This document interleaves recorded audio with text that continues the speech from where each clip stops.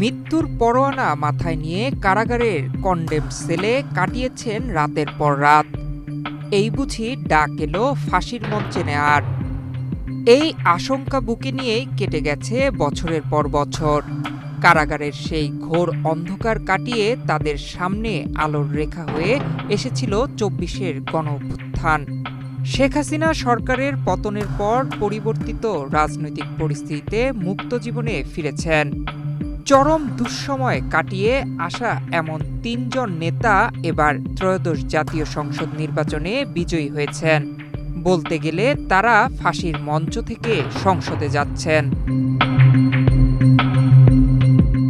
ফাঁসির দণ্ড থেকে মুক্ত হওয়ার পর নির্বাচনে অংশ নিয়ে জয়ী ৩ নেতা হলেন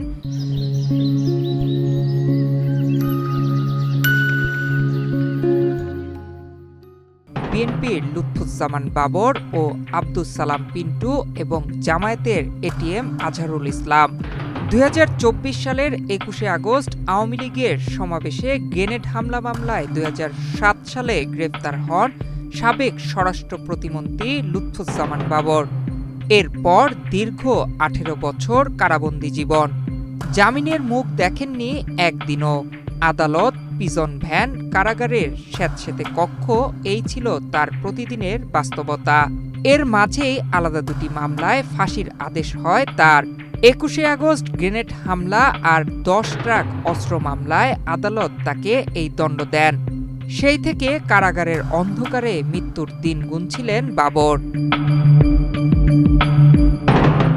২৪-এর ৫ আগস্ট গণঅভ্যুত্থানের পর আইনি প্রক্রিয়ায় একে একে সব মামলা থেকে খালাস পান লুৎফুজ্জামান বাবর।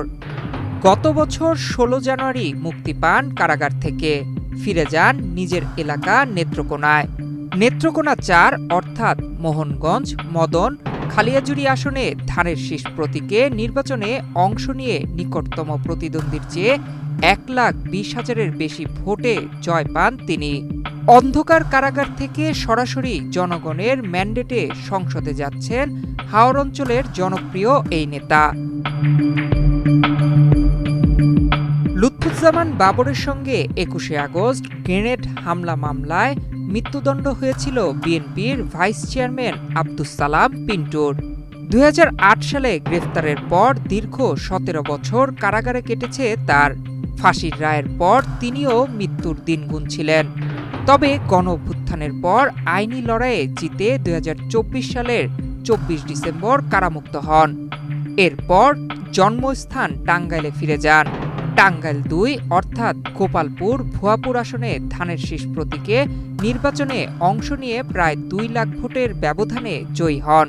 যে মানুষটি একসময় ফাঁসির দণ্ডপ্রাপ্ত আসামি হিসেবে পরিচিত ছিলেন, তিনি এখন জনগণের বিপুল সমর্থনে নির্বাচিত হলেন সংসদ সদস্য। ফাঁসির দণ্ডপ্রাপ্ত জামায়াত নেতা এটিএম আজহারুল ইসলামের রাজনৈতিক প্রত্যাবর্তনও অনেকটা রূপকথার মতো। ১৯৭১ সালে মহান মুক্তিযুদ্ধে মানবতাবিরোধী অপরাধের মামলায় মৃত্যুদণ্ডের রায় হয়েছিল তার। আওয়ামী লীগ সরকারের আমলে ২০১২ সালে তাকে গ্রেফতার করা হয়। এরপর বিচার ও ফাঁসির আদেশ মাথায় নিয়ে ১ যুগের বেশি কারাগারে কাটান।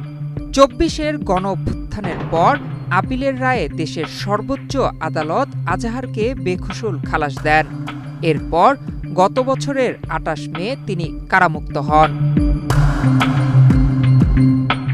ত্রয়োদশ জাতীয় সংসদ নির্বাচনে জামায়াতের প্রার্থী হিসেবে রংপুর ২ অর্থাৎ তারাগঞ্জ, বদরগঞ্জ আসনে দাঁড়িপাল্লা প্রতীকে নির্বাচন করে বিপুল ভোটে বিজয়ী হয়েছেন এটিএম আজহারুল ইসলাম।